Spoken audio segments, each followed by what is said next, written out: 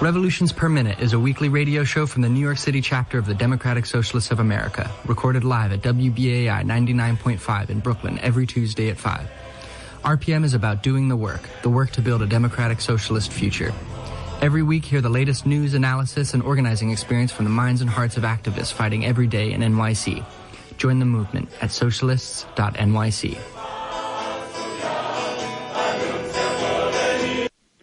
Yo, what's good, New York? This is Jack Jivan, he, him pronouns, and you are listening to Revolutions Per Minute, live at our new time at 9 p.m. on Wednesdays. We're a socialist radio show and podcast for members of the New York City Democratic Socialists of America. The DSA is the largest socialist organization in the United States, with 80,000 members nationwide, and NYC DSA is its biggest chapter. We are run by our 5,500-plus members and organizers. We're working together to build democratic socialism in all 5 boroughs. Welcome to the void. As Americans hit the streets to demand the vote be counted, Michael Carter and I will be discussing what looks to be a close electoral college victory for Joe Biden, as Trump falsely claims to have won the election and attempts to stop the count. Later, we'll dive into DSA successes at the ballot box across the country and what socialists need to do under this new political terrain. In the first half of our show, you'll hear from Lee Ziesche as she interviews Democratic Socialist Cambridge City Councillor Jivan Sobrinho-Wheeler as they talk about their ideological journey since working together on Obama 2012.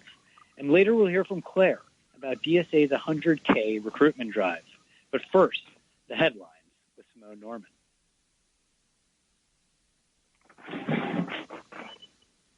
Civil Liberties Union and the Legal Aid Society are suing Mayor Bill de Blasio and the NYPD, arguing that they are culpable for the indiscriminate brutalizing of peaceful protesters during the Black Lives Matter demonstrations over the summer. Mayor de Blasio announced that the city will begin allowing retail stores to utilize sidewalk space to sell goods. District Council 37, which represents 150,000 city workers, reached a deal with the city to avoid layoffs in exchange for allowing the city to defer payments to union-controlled benefit funds. Community groups who organized to kill the industry city rezoning are pitching plans to convert the site into an offshore wind turbine factory. Mayor de Blasio approved the $2.4 billion sale of the New York Mets to billionaire and insider trading convict Stephen Cohen. State Senator Jessica Ramos of District 13 in Corona and de Blasio had previously been critical of the deal. The plan to rezone Soho and NoHo will result in fewer than 1,000 affordable housing units out of over 3,000 new units created, according to the Department of City Planning.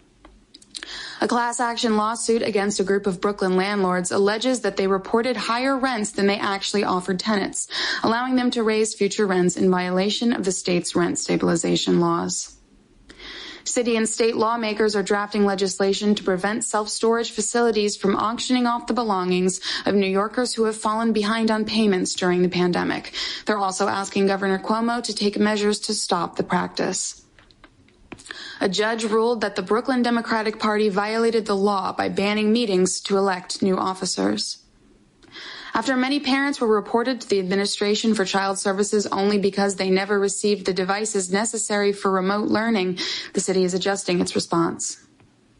In the absence of federal aid, the MTA is considering canceling infrastructure improvements and cutting bus and subway service by 40%.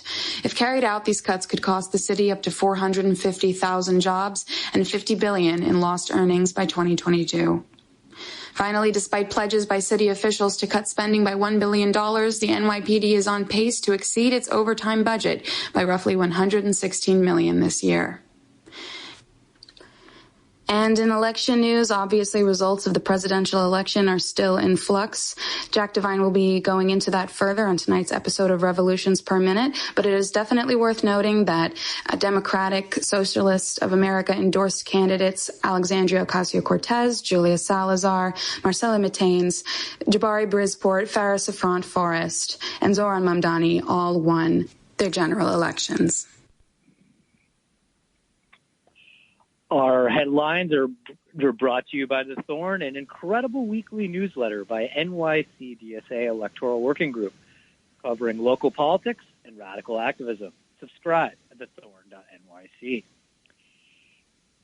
So we are, we're new on the hour. So just want to briefly introduce myself again. I'm Jack Divine. We've been on at Tuesdays at 5 p.m. here on WBAI, but we're shifting to a new time. We're going to be kind of changing up the format a little bit. We're going to be opening up the phone lines more throughout the show. We'll be doing that during the first half of the show in about 15 minutes, and then we'll open them again at the end of the show. But before, getting to that portion, we kind of want to give an update, but I also want to let our audience know that I'm joined by Michael Carter. Michael, can you hear me? Yes, I can. Very excited to be here. Well, thanks for being on, as always. This is kind of, we're going the two-host method today. Format. That's the better term. So I just want to give a brief update on the current status of the election to our audience. I mean, things are still somewhat in flux. It looks like Biden is favored to win.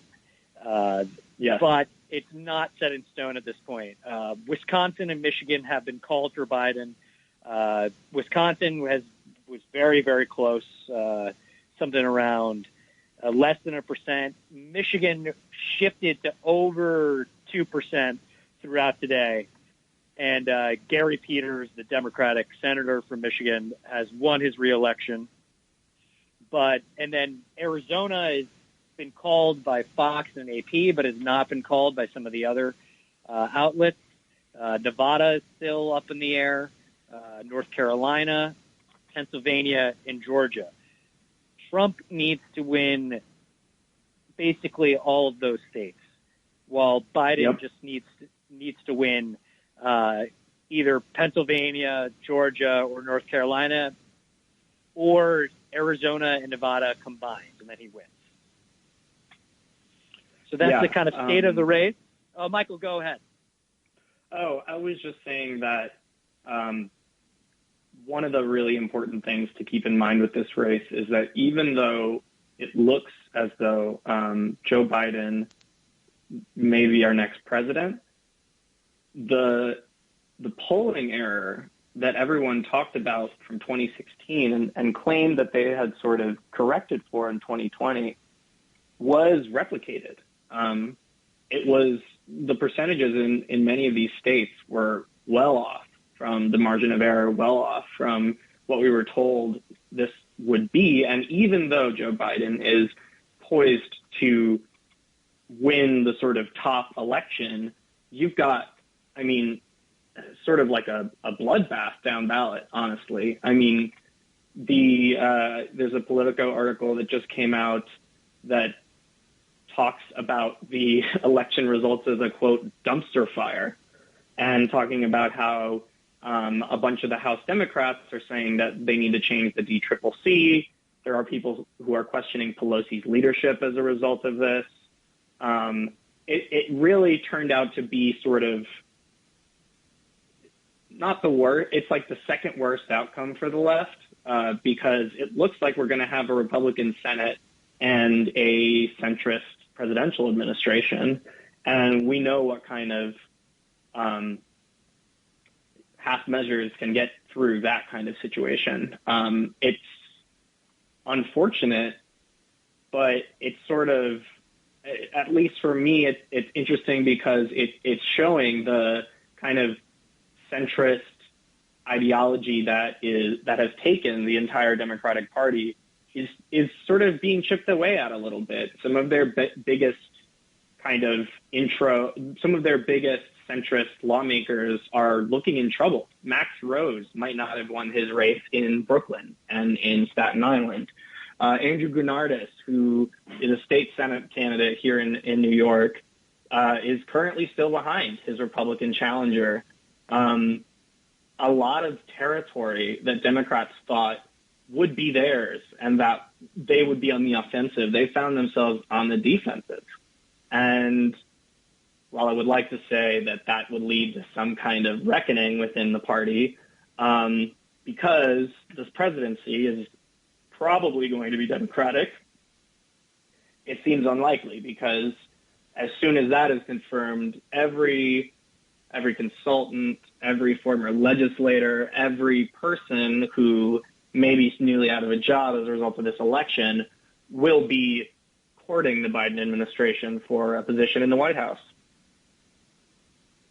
Yeah, I think those are a lot of really great points that kind of clarify the situation that we're in. Although I may disagree in terms of, if we're talking about the left as separate from the Democratic Party, the socialist movement, I think this actually opens up a space to really expose the Democratic Party to what they actually are, for who they really represent. And I think it's going to be a challenging situation. It's going to be a completely new political terrain. I mean, we don't know what the result is going to be yet. It's not confirmed. As we've been discussing, it's very highly likely that Biden is going to win, and probably will end up winning the popular vote by around 5% or so once all the votes are counted. And you were discussing some of the New York elections. I think it's also key to factor in that a lot of the votes in New York, I think, especially some of the absentee ballots, have yet to be counted. And I'm curious where that sort of trajectory will go. There's still a lot of California votes out there. So I think if the popular vote is trending in a direction where it'll be probably a Biden 4, 5, 6% win. Maybe my estimate could be off, though. And Georgia is still very much in the air. There's going to be probably 2 Senate runoff elections. But, yes, this is going to create a very complex political terrain where it's very, very likely at this point where you have a Democratic presidency, a Democratic House, but a Republican Senate, and a highly Republican court. And then you also have a situation right now that we're living through coronavirus. We're living through an economic recession that is looking to get worse and worse as all these measures fade away, whether that's the unemployment benefits that are due to expire, all of these small business loans that have been going out. If you actually look into the information right now, there's a massive expectation that a number of small businesses and commercial real estate that they are going to have to liquidate if they don't receive anything else. And then the much larger factor is all these people who will lose their jobs and no support for that. And if there's no stimulus, the economy will be really in the tank. And then obviously with the lack of unemployment benefits, people are going to starve. People are going to be kicked out of their homes. So many people already can't pay rent and utilities. We're heading towards an immense crisis, and it looks like there's going to be political stalemate in Washington. So if you're thinking about this on the left, this is about how do we build power, institutional working class power, to actually really shift the balance of forces and not just have our eye completely aimed on the kind of horse race politics, what's happening in Washington all the time. How can we actually, shake the foundations of power? Exactly. And, to be clear, when I'm talking about when I said it was like the worst scenario for the left, I don't mean that in terms of a narrative or in terms of organizing and the capability for us to create a different vision, but I am talking about in terms of actual federal policy. Because unfortunately, this means that the 2 most relevant people are going to be, it's Joe Biden and Mitch McConnell negotiating amongst themselves with Nancy Pelosi in there. And that is a recipe for renewed austerity. That being said, that doesn't mean that we can't do a lot with this administration in terms of a better and more humane use of executive power. If you look at the example of the Obama administration, one of the few things that the left was really able to hold him on was DACA, which he did not want to do. And the only reason why he ended up actually doing it is because people occupied his office, occupied spaces that were important to him. And the legacy of that, and the legacy of the Obama administration's treatment of Latinos in this country, can be seen in the underperformance that Biden had among Latinos relative to Hillary Clinton in 2016. I think people remember that aspect of their policy and remember how hard it was to get the Obama administration to give this bare, small little bone, this small little crust of bread to immigrant Americans. Yeah, I think that's definitely a really crucial factor, and I think that's something we'll have to dive into further going forward, and kind of also the various social bases and different politics and ideologies and backgrounds, classes that get kind of categorized under Hispanic or Latino, and that's something to dissect moving forward. And it's really interesting that you mentioned the previous Obama administration, because we're about to roll an interview that our own RPM's own Lee Ziesche did with Cambridge City Councillor Jivan Sobrinho-Wheeler, a DSA member and endorsed elected, who they both worked together on Obama 2012, and they've kind of had a radicalizing experience of kind of becoming very disgruntled and disillusioned with Obama, which made them kind of shift and join the socialist movement. And we've heard so much about Lee and her struggle against fracking, but I guess we'll hear from Jivan as well as his experience. So let's roll that clip. You're listening to Revolutions Per Minute on WBAI. I'm Lee Ziesche, and today we are joined by Jivan Sobrinho-Wheeler. He is a Democratic Socialist city council member in Cambridge, but I know Jivan because we both worked together on the Obama campaign in Indiana County, Pennsylvania. It's a rural county in western PA, where Jivan is from. So Jivan, welcome to RPM. Thanks for having me. It's good to be here.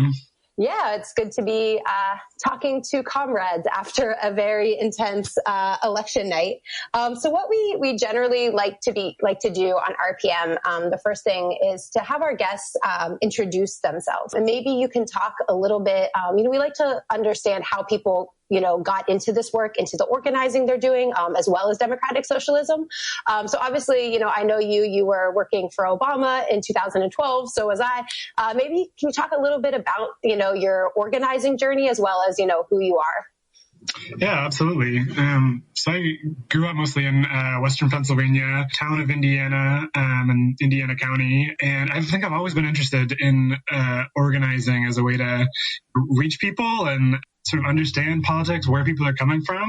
My mom grew up in rural Iowa. My dad is from India, immigrated to the U.S. And so and I was an only child growing up in western Pennsylvania, and organizing was really a way to meet people and to connect to an area that, my family didn't have deep roots in. So I started off, knocking on doors in the presidential campaign in 2004, worked on, local state rep races, U.S. Senate, and then in 2012, I took a semester off from college and was a field organizer in Indiana, just on the university there, and working with folks I'd grown up with, gone to church with, knocking on doors together, making calls, and getting out the vote. And how did you get radicalized, I guess, maybe to say, one of the last times I saw you, you were this was in 2016, and you were doing get out the vote work for Hillary on campus. There's a pretty big difference, between say DSA politics, and, traditional Democrats. In a lot of ways I've sort of moved left, throughout my adult life, and especially since 2012 when we both worked on the Obama campaign. But in other ways I was always there, and am now identifying as a socialist with the ideas that I always cared about, corporations having too much power, the Bernie idea of fighting as hard for someone you don't know as you are for yourself. These are things I always believed in. But in a place like Indiana County, calling myself a socialist felt like it wouldn't have meant a lot on its own, because there aren't a lot of socialists there. So even before I was a DSA member, I had gone to the Left Forum in New York in 2014 and thought the ideas were super interesting, but didn't sort of see myself represented in that body. I remember walking away and telling someone, like, this was super interesting. It was great. Felt like everybody looked like Edward Snowden, like young white guys, and just didn't sort of see myself represented in left politics. And that changed after, Alexandria Ocasio-Cortez was elected and Rashida Tlaib was elected. And I went to the DSA meeting that month or the month after here in Boston, and was just amazed at the difference in both who was in the room and what was being fought for as compared to, Democratic traditional events. And at the same time, in 2016, when I, was volunteering for Hillary on election day in Indiana, I, had, organized for Bernie in the primary. And I remember working at my job at the time and people just being so dismissive, both of Bernie and then also just of Trump's chances, that there was no chance for him to win. Why worry about it? Hillary had it in the bag.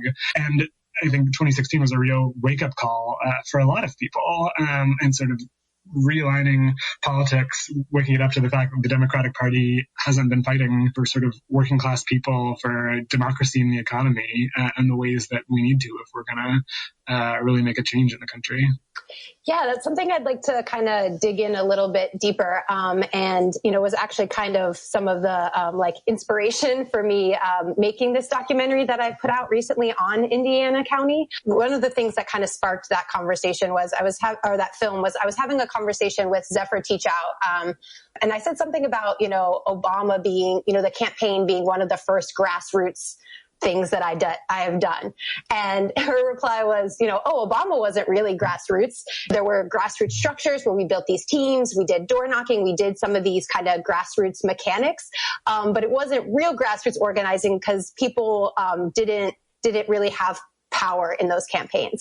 In some ways, I agree, having done different organizing now where people have more decision-making ability, say, than a volunteer on the Obama campaign did. But also, one thing we followed in the film is how people, learn these skills that they then used in these other campaigns. So I'm curious for you, what you think the legacy of, the Obama campaigns are, but also, talk maybe a little bit too about some of these failures, once we got him elected, why weren't we able to accomplish so many of these things that, people like you and I, it's the reason I put those hours and efforts into the campaign. So curious to hear your thoughts on that. Oh, yeah, that's the huge questions I think I'm still wrestling with too. I mean, some of the things that the Obama campaign did well were that sort of organizing for election and empowering people to take on leadership roles in a way that other presidential campaigns didn't.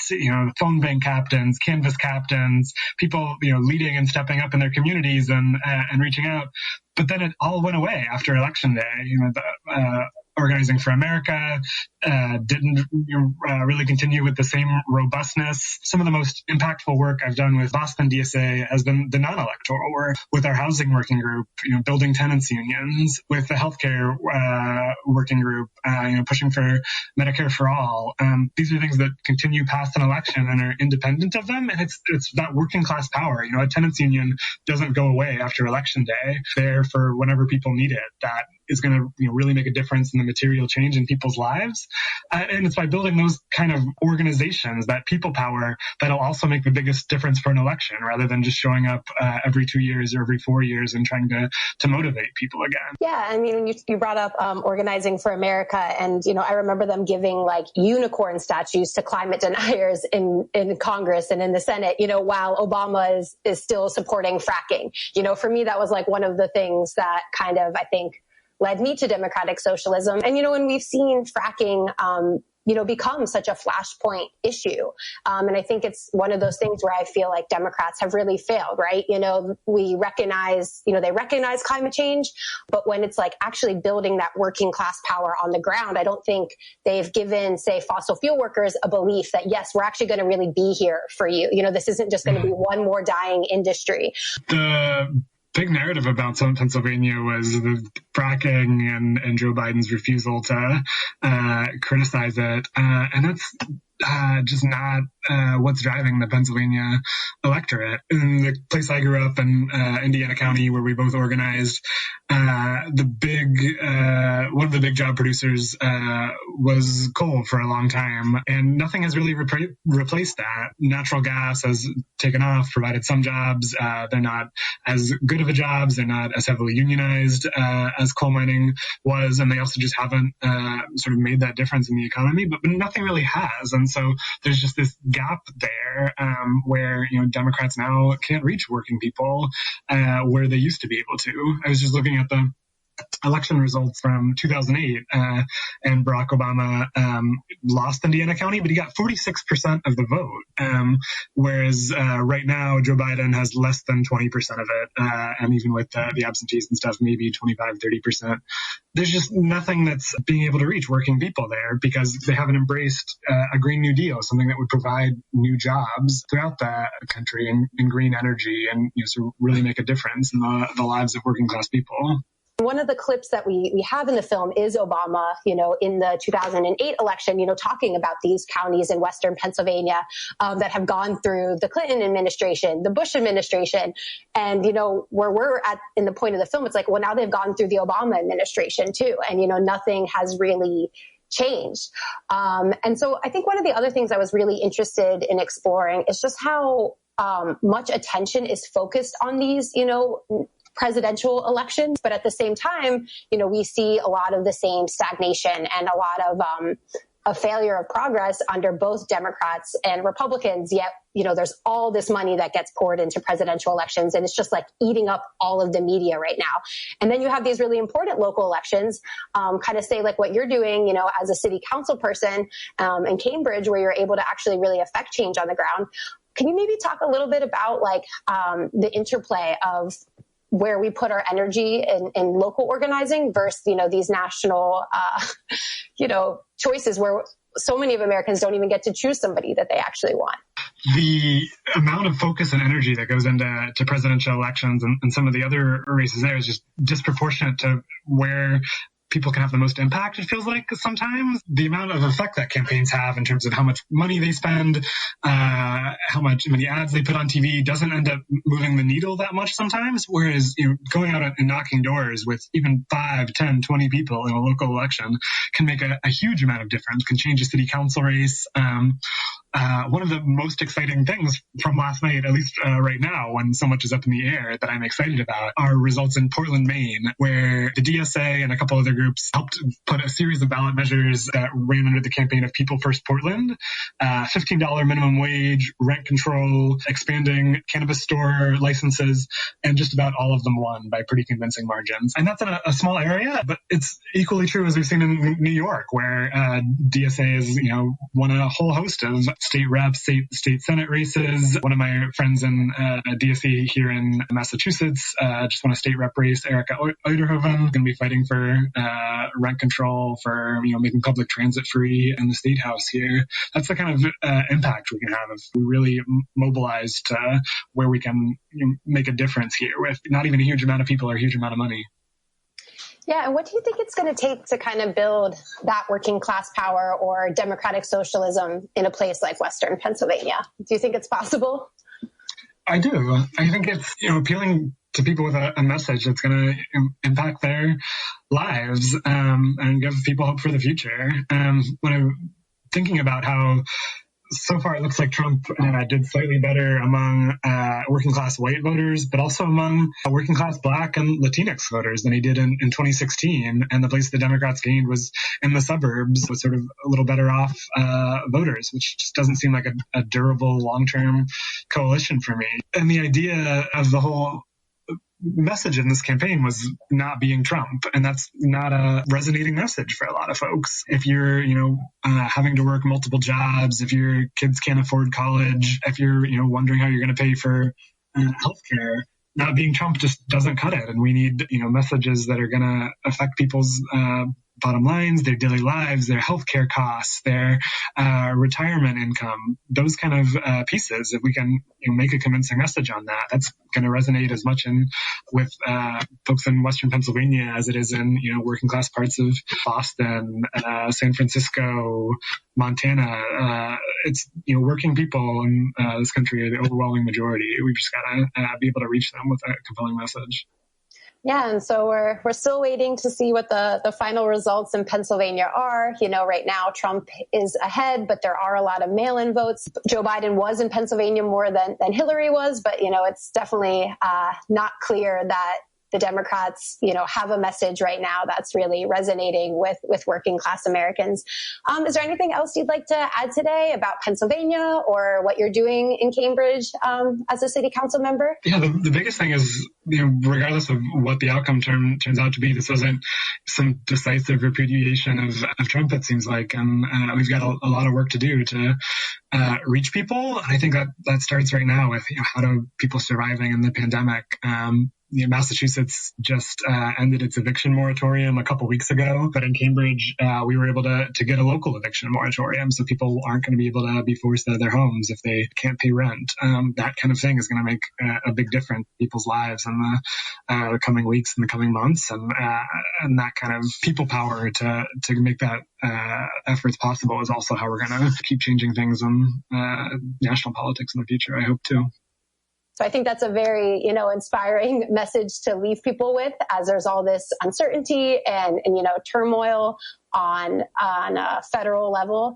And it's really exciting too to see your progression too, from like the Obama guy on campus. And, you registered, thousands of people to vote though at that time, so those are people who knows how they were voting today and what difference your efforts could have made. But it is really exciting now to see you in elected office after doing so much work. And really appreciate you coming on RPM and creating solidarity, between New York City and Cambridge and Boston as we fight for a better world for everyone. So thanks so much for being on today, Jivan. Thanks, Lee. I'm really excited to see the documentary too. It was really hard in 2016 to drive back across Pennsylvania when it had just voted for Trump, and this can give me some more hope about that election. It's been great to see all the work you're doing in New York too. And say hi to Maria for me. I will. Thanks so much.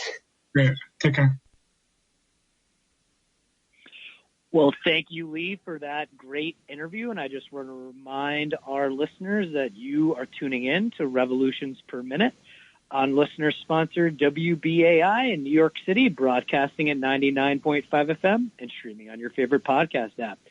Today, we are stepping into the void as we live through this never-ending election and what looks like a political stalemate in Washington during a pandemic, economic depression, and climate change. So things are looking pretty fun out there, right?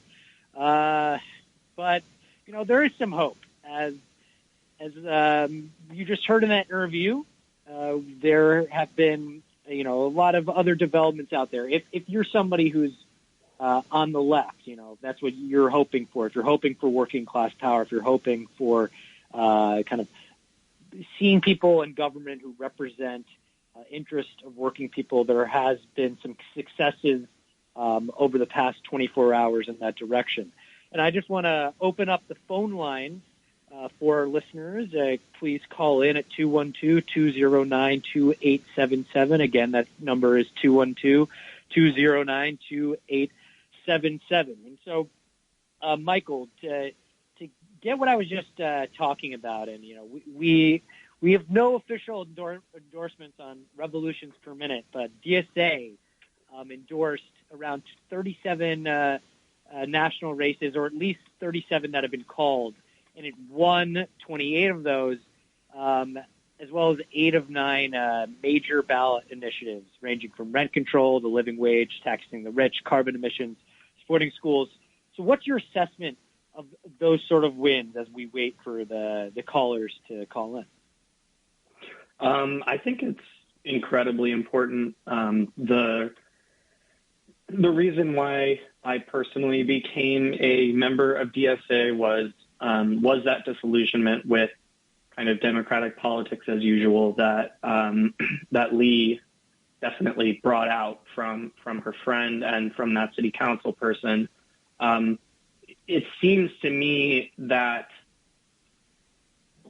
do not show a huge outpouring of enthusiasm for today's Democratic Party, for Joe Biden, and for the establishment. While it appears they're going to pull it out by the skin of their teeth, sort of in the inverse way that they managed to somehow lose last time by the skin of their teeth, it is clear from these results that Trump has not been decisively defeated. His message has not been decisively discredited. There's still that, 48, 49% of the population who are willing to vote for Donald Trump. And this time we happen to be lucky enough that those people didn't live in the right states at the right time, and that the margins were or appear to be enough for him not to win again. But it's really not the knockout punch that the Democratic Party was advertising that they were capable of. And that's why I think DSA is so important, because, without DSA, we wouldn't have Cori Bush, we wouldn't have Alexandria Ocasio-Cortez, we wouldn't have we wouldn't have the same institutional sort of outgrowth from the Sanders campaign that ended up happening. Because, the Sanders campaign definitely, at least in my case, but in many other people, brought the idea of democratic socialism back into the American, maybe not mainstream, but at least into the American political scene. But as, he lost the primary, the operation is gone. They no longer have staff. Their email lists and their text lists are sort of subsumed into the Biden campaign. So really, the main organization I see out there that is pushing the Democrats to the left, and therefore the entire political spectrum of the United States, and the entire political spectrum of the imperial center of the United States, is DSA, and it is candidates like the ones that we were able to put in on the state level here in New York. Yeah, I think that's a good assessment of, at least in the electoral sphere. And I think if people have a deep understanding of capitalism, the way that it operates today dominates people's lives in the workplace, in your home, in all these different spheres, that if you want to overcome that and build a social society, it requires the struggle and development of institutions in these various spheres, building unions in your workplace, tenant unions if you live in an apartment complex, kind of all these forms of organization, this sort of working class media, something that can be like WBAI, that's not corporate run, that's not advertising for profit, but institutions that are built for the common good, that these are crucial. And then an organization like DSA plays this facilitator role, kind of can bring these struggles together, and then kind of be a space for political education, but also is engaging in these campaigns, whether it's kind of the direct election of people, but also these ballot measures. And something that was really, really interesting to me is, one, both with the kind of immense success of most of these DSA ballot measures, although there were also some kind of disappointing losses with ballot measures, particularly in California, where Prop 22 passed and it basically allows Uber drivers to become indentured servants, and they really used so much money in that campaign and were using their apps to directly contact voters. But for the most part, throughout the country, there was a very, very strong kind of support for things like minimum wage, for the legalization of marijuana, for all these other decriminalization, these criminal justice reforms, and that these passed overwhelmingly and did much better than the Democrats typically did. And then another thing that was interesting is that in places like Ilhan Omar's district and Rashida Tlaib's district, this is where actually the Democrats turned out the most and outperformed. So when you have someone, a politician who's not just, and it's not just in their rhetoric, but who's a real organizer, who's connected to the working class organizations and the socialist organizations, the other sort of left organizations that are operating in those places, then they can actually kind of, they can drive turnout. They can pull people out to the polls. Something like Zoran Mamdani, one of the NYC DSA slate candidates, was heavily involved in mutual aid. And you shouldn't be doing this just to kind of give a carrot to make sure people are voting, but seeing that both the elected office and these various organizations, mutual aid, tenant unions, labor unions, etc., are key to building this power. I also just want to remind our listeners that the phone lines are open. That number is 212-209-2877. Again, it's 212-209-2877. And do we have anyone calling in yet? Or we do have one caller hanging on. Hopefully more will call. 212-209-2877. All right. Well, let's throw them on. You are live in Revolutions Per Minute. What's your name and what's your question or comment?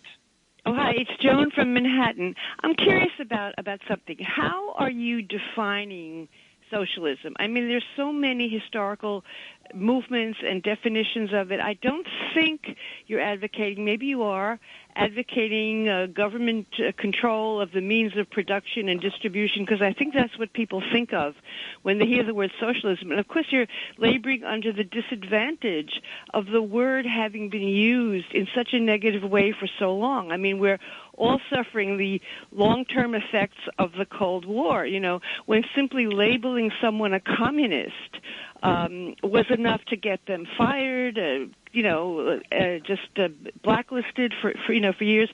So somebody once said, it was very interesting, I heard a journalist from Europe say, Bernie Sanders and AOC made themselves a lot of trouble, in a way, by calling themselves Democratic Socialists.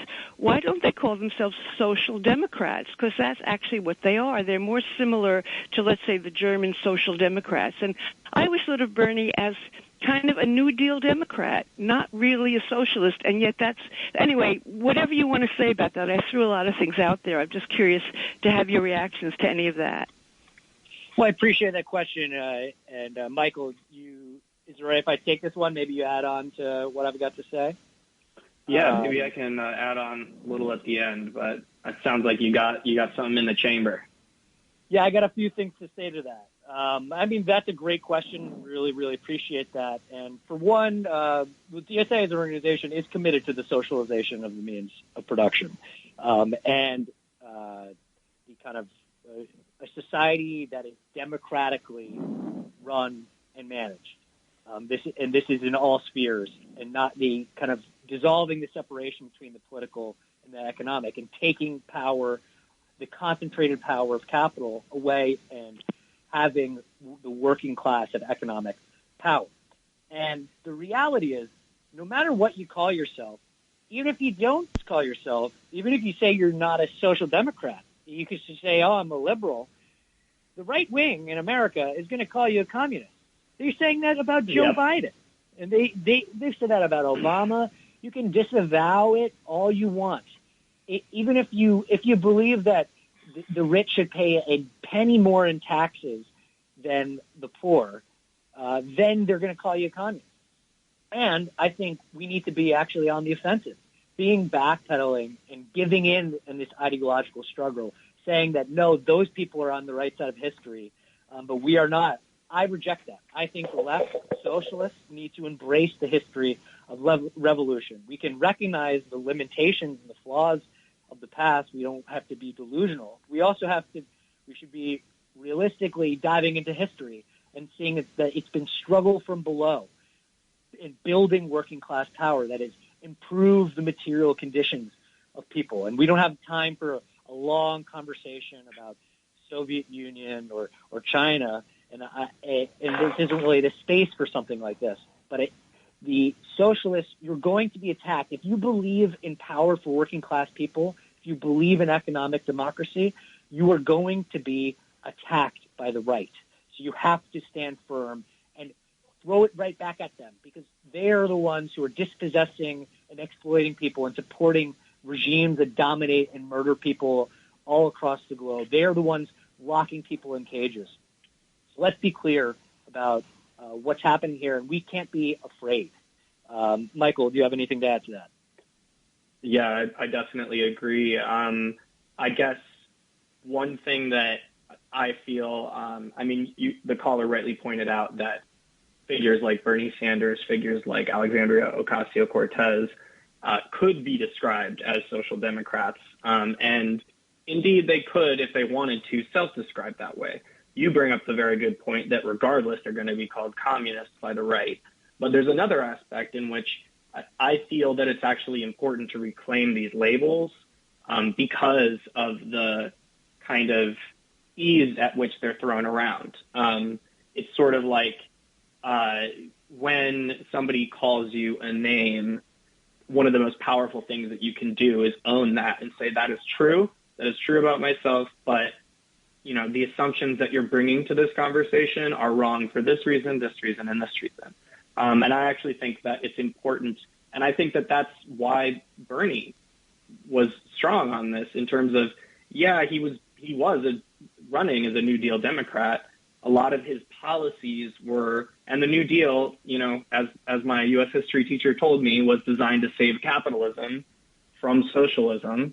So it is like an inherently kind of capitalist construct, but he thought it was important that he identify with the legacy of struggle that the term socialism connotes.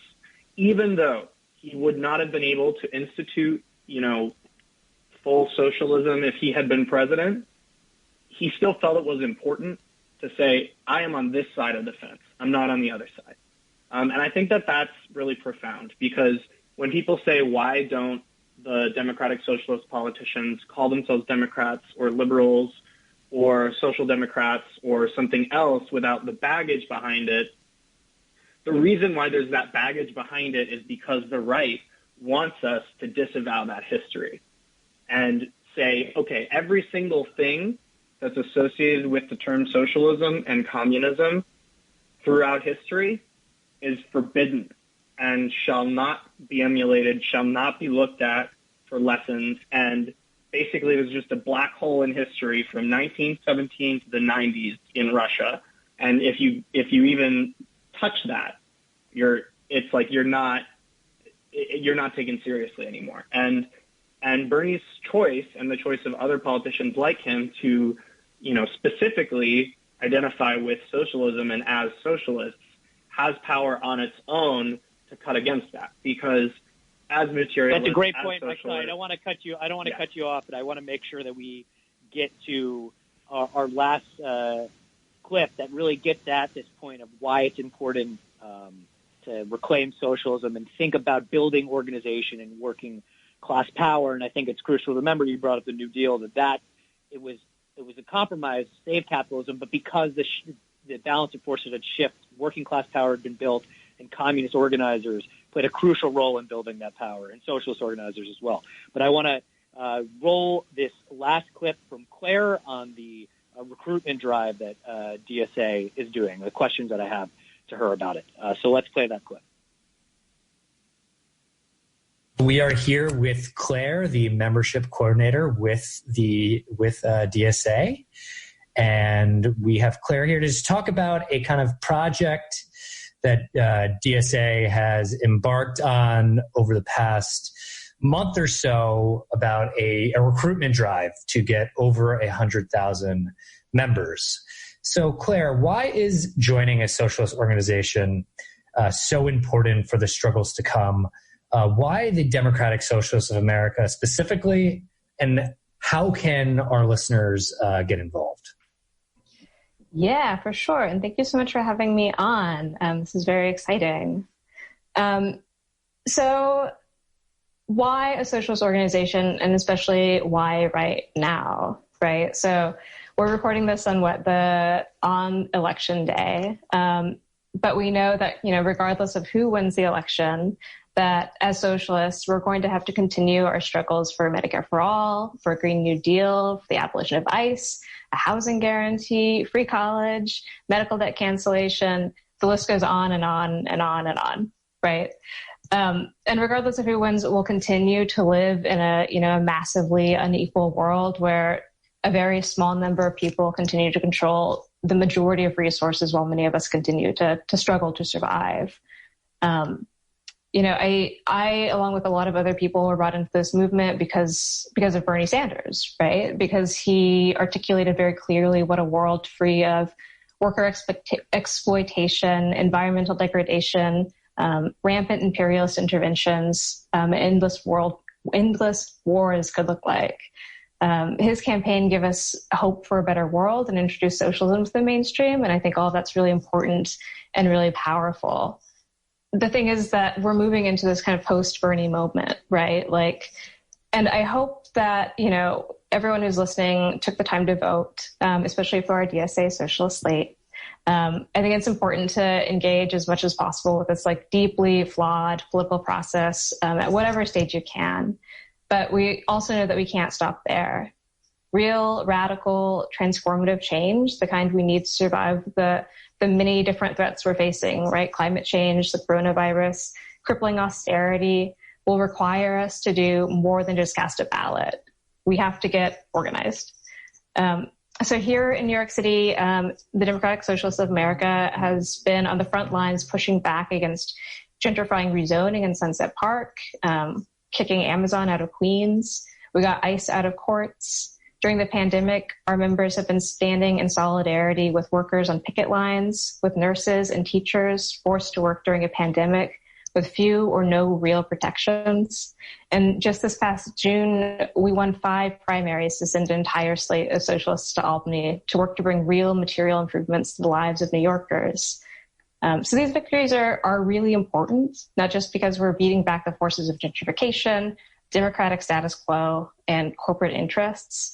These victories are important because when we organize together, we're a force to reckon with. And, people are starting to take notice. So the Democratic Socialists of America is the largest socialist organization in the country. As such, we've been able to fight against the many different threats facing our movement. But more importantly, organizing within a socialist framework and organizing within a socialist organization gives us the ability to tie the innumerable different struggles together, to identify our common enemy as capitalism, and to unite within, a pretty big multi-tendency organization to stake out these real tangible victories. We're continuing to build a multiracial, multi-generational movement of working class people here in New York and across the country. So in these incredibly unpredictable historical and political moment, we're asking you to join us. We're asking you to ask your friends, your family, your neighbors, your coworkers to join DSA during our very first ever recruitment drive to grow our national membership to 100,000 members by 2021. To get that effort kickstarted, we have a very short-term goal that we've been working on the last few weeks of recruiting 8,000 new members nationally and growing each chapter by 10%. And then, of course, working to bring all of these new members into our priority campaigns and all of our ongoing work. If the left has any chance of continuing to build power beyond our Bernie bump, we all need to engage in this kind of deep movement building work to counter the capitalist ruling class. And that means working in solidarity across the many different ways that the ruling class has sought to divide us. During this recruitment drive, we hope that you'll either join DSA if you're not already a member of DSA, and reach out to your friends and family, neighbors, to come on board and help us with this movement, because we have a better world to win, because capitalism isn't inevitable, because there are more than enough resources to go around to guarantee everyone a life of dignity. So if you want to get involved in the recruitment drive, or if you're ready to join our movement, you can go to our website, socialist.nyc/100K drive. And I hope you'll consider joining and growing our movement with us. Well, thank you so much, Claire, for joining us and sharing that really important information. We'll make sure to include that in the show notes, and we hope to hear from you again on Revolutions Per Minute. Thanks so much, Jack. Well, that was Claire, and we've got about just 1 minute left in the show, and I believe we have a couple callers on the line, so we might be able to get to one of them for a really brief comment. If you're still there, you're live on Revolutions Per Minute. Just please keep it under 20 seconds. What's your name and what's your comment or question? Yes, how you doing, Jack? My name is Christian. I'm from the Bronx, and just want to say something about Pennsylvania. I'm very disgraced in the state of Pennsylvania, the people of Pennsylvania, because Pennsylvania is part of the Northeast Corridor, as with New York, Maine, New Hampshire, and Connecticut. All these other states are traditionally been Democratic, and PA might as well be in the Deep South. I do Uber, and I do Uber in Pennsylvania, Massachusetts, and the amount of Trump pen signs I've seen is like astonishing. For a state that's pretty much well into the north, it's like sometimes I have to make sure I was not, somewhere, Alabama. I mean, that's how severe it is, But well, I appreciate your call. I don't want to cut you off, but we gotta get off the air to get to the next shows. But I appreciate that comment, and I think there's definitely a kind of contradictory situation in Pennsylvania. I think if you go into Philly, things are a bit different. But yeah, it's absolutely kind of diving into the political geography is really important going forward and trying to understand why there's such a big base of support for reactionary politics in the United States. So you've been listening to Revolutions Per Minute on our new time at 9 p.m. on Wednesday nights. We will be back next week, and to connect with us after the show, you can email us at revolutionsnyc@gmail.com. You can go to our website, revolutionsperminute.simplecast.com, or on Twitter at NYCRPM. Thank you to all our guests. Michael, you want to say one last word? I think Claire might have said it best. We have a world to win, and that does not change as a result of who is president. Exactly. The struggle continues, and we'll catch you next week at 9 p.m. Catch you then.